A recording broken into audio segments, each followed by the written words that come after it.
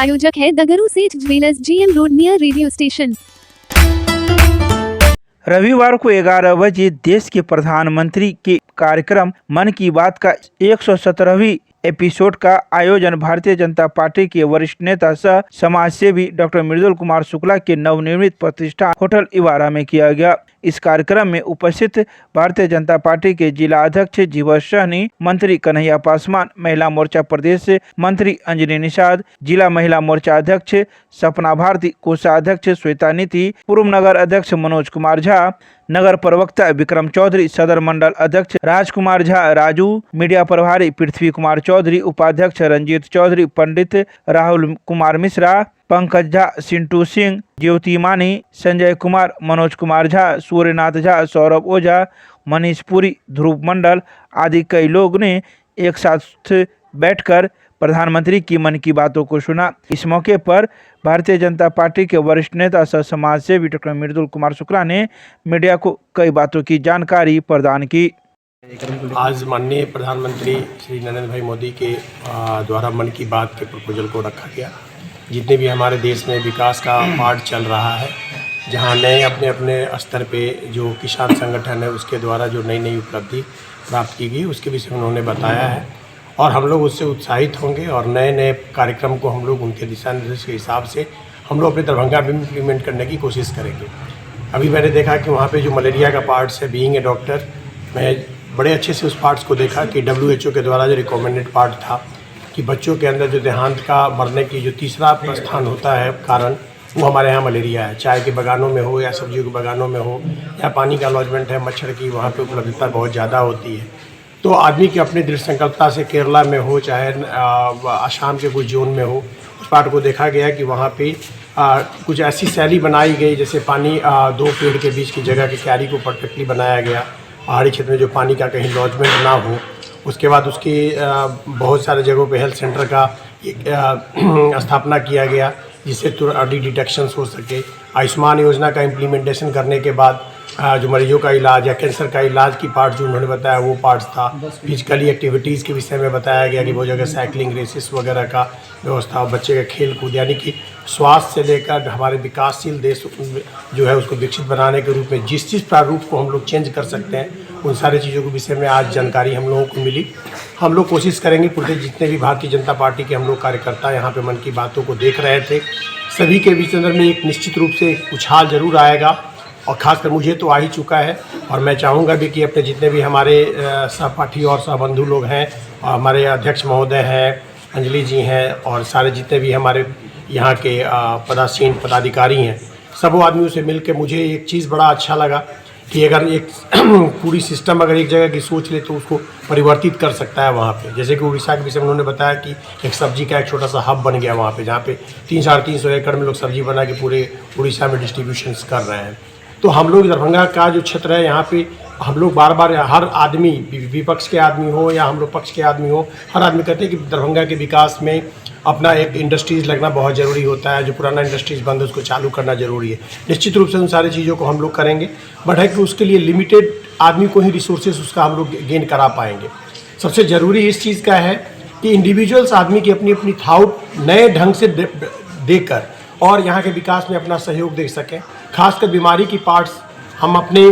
Segments में ये बताना चाहेंगे कि आदमी को स्वस्थ रहना, माननीय मोदी जी ने भी अभी यही बात बोला कि सभी कोई खुश रहे, स्वस्थ रहे, उनका अंतिम अभिवादन इसी पार्ट से उन्होंने खत्म किया। तो उस पार्ट से मैं बताना चाहूँगा कि खुश रहने के लिए निश्चित रूप से स्वस्थ रहना बहुत ज़रूरी है। और स्वस्थ रहने के क्रम में हमारे यहाँ जो हाइजीन की कंडीशंस है,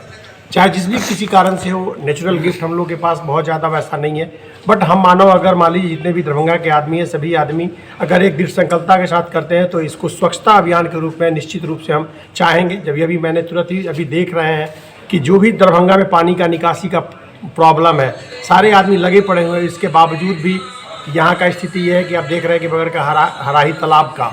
स्थिति कि जितनी पार्ट उसमें निकाली जा रही है, गाद भरता जा रहा है। 6 महीने 7 महीने से हम लोग इस पार्ट्स को देख रहे हैं। पूरी छठ में भी आप देखे थे कि कितनी गिंजन हुई सारे आदमियों की, जितने भी माता बहनें छठ करने गई, सबको बदबू से लेकर और शरीर के ऊपर उन लोगों का एक छावनी जैसा वस्त्र के बदले उसी का ये बन गया था। अभी भी मैं देख रहा हूँ कि मशीनें लगी पड़ी है, काम हो रहा है, बट बहुत विस्तृत ढंग से उसका कोई रिजल्ट नहीं आ पाया है। तो इसमें हम सभी दरभंगा वासियों को एकजुट होकर सोचना पड़ेगा, करना पड़ेगा कि हम लोग यहाँ की हाइजीन को कैसे मेंटेन कर सकें, गंदगी को कैसे साफ़ करें।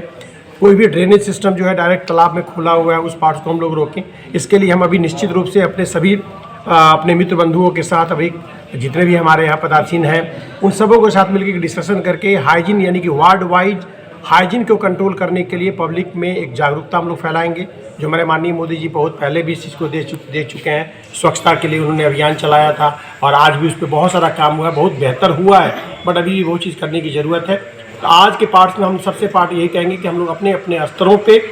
मन की बात के आधार पे जो उन्होंने हम लोग को एक संदेश दिया है, उस संदेश पे हम लोग अपने आप में कर्मठता ला के अपने वर्क शैली में चेंज करके अपने व्यवहार में चेंज करके हम लोग निश्चित रूप से एक दरभंगा नई दरभंगा को डेवलप और विकसित करने में अपना योगदान समर्पित करेंगे। बस यही हमारा पार्ट्स है कि इन सभी कार्य में हम पूरी दरभंगा वासियों का सहयोग मिलता रहे। किसी प्रकार का न तो किसी दल के लिए प्रतिद्वंदी हो, न किसी जात धर्म पे किसी चीज़ का हो, बस दरभंगा को विकसित बनाना है। इस कर्मों के साथ ही हम यहाँ से उठेंगे और आज का हमारा जो वहाँ से संदेश मिला है, इसी संदेश को हम लोग पूरी दरभंगा में फैलाने की कोशिश करेंगे। दिसंबर महीने का अंतिम रविवार और आप सभी जानते हैं विगत कई वर्षों से देश के यशस्वी प्रधानमंत्री आदरणीय नरेंद्र मोदी जी के द्वारा महीने के जो अंतिम रविवार है उसमें आधे घंटे का मन की बात का प्रोग्राम 11 बजे से 11:30 बजे तक होता है और ये विशुद्ध रूप से नॉन पॉलिटिकल प्रोग्राम है। इस प्रोग्राम के माध्यम से माननीय देश के यशस्वी प्रधानमंत्री नरेंद्र भाई मोदी जी ने देश और दुनिया को ये बताना चाहते हैं, जो देश और दुनिया के लोगों के प्रयास से या फिर सरकार के प्रयास से या किसी गैर राजनीतिक संगठन के प्रयास से जो समाज में जागरूकता आ रहा है उनको उन बातों को वह रखते हैं। और ख़ास करके भारतीय जनता पार्टी ने आज के इस मन की बात के लिए बूथ स्तर पर अभियान चलाती है। हमारा मानना है कि हमारा जितना भी दरभंगा ज़िले के अंदर बूथे हैं सभी पर हमारे भारतीय जनता पार्टी के कार्यकर्ता बिना झंडा बैनर लगाए हुए और मन की बात को अपने भी सुनते हैं और लोगों को भी वहां बुला करके सुनाने का प्रयास करते हैं, जिससे दूसरा जो महीना में जो रविवार का अंतिम रविवार आएगा और फिर से जो प्रधानमंत्री जी की मन की बात जो आएगी उसमें बढ़ोतरी होता जा रहा है। यही आशा और विश्वास के साथ कि देश के यशस्वी प्रधानमंत्री का जो मन की बात पहल है वह देश और दुनिया के लिए सार्थक है। इस अवसर पर मैं अपने दरभंगा जिला के सभी आम नागरिकों से आह्वान करना चाहूँगा कि 2025 में जब जनवरी महीने का अंतिम रविवार के 11 बजे जब देश के यशस्वी प्रधानमंत्री नरेंद्र मोदी जी मन की बात करेंगे उसमें अधिक से अधिक जगहों पर और अधिक से अधिक संख्या में भागीदारी लेकर के लाभ उठाने का प्रयास करेंगे। बहुत बहुत धन्यवाद। जीवन सनी मोदी जी के 117वां मन की बात थी। आज 2024 का अंतिम रविवार था जिसमें मन की बात मोदी जी के द्वारा सुनी, हम लोगों ने सुनी। एक बहुत बड़ी बात उन्होंने कहा कि स्वस्थ रहें और खुश रहें। तो हम स्वस्थ रहेंगे और खुश भी रहेंगे क्योंकि जब मोदी जी मन की बात हम लोगों से जानते हैं मीडिया के माध्यम से तो हम लोगों को बहुत खुशी होती है और एक एक एक्टिविटी उनके पास जाती है और एक एक एक्टिविटी के बारे में मन की बात के ज़रिए से हम लोगों को पता चलता है। चाहे वो किसान योजना हो, चाहे वो महिलाओं की योजना हो। सबसे बड़ी बात अभी आपने देखा कि किसान पर भी उनका फोकस था और हमारे लिए स्वास्थ्य पे भी उनका फोकस था। कैंसर को किस तरह से हम लोगों ने भगाया है और मलेरिया को किस तरह से हम लोग भगा रहे हैं। खासकर ग्रामीण क्षेत्रों में उन्होंने एक संदेश दिया है कि मच्छरों को पैदा ना होने दे और मलेरिया जिस तरीके से 4 साल में कम हुआ है उसी तरीके से वो आगे चाहते हैं कि बिल्कुल ख़त्म हो जाए। उस पर लड़ाई जारी है और 2025 में जो हमारी आगामी लड़ाई है उस लड़ाई के लिए हम लोग अगले 2025 में हम सभी लोग अंतिम रविवार को फिर आएंगे कि वो आगे हम लोगों से क्या कहना चाहते हैं और क्या मन की बात उनके मन में है। अंजनी निषाद, भाजपा महिला मोर्चा प्रदेश उपाध्यक्ष।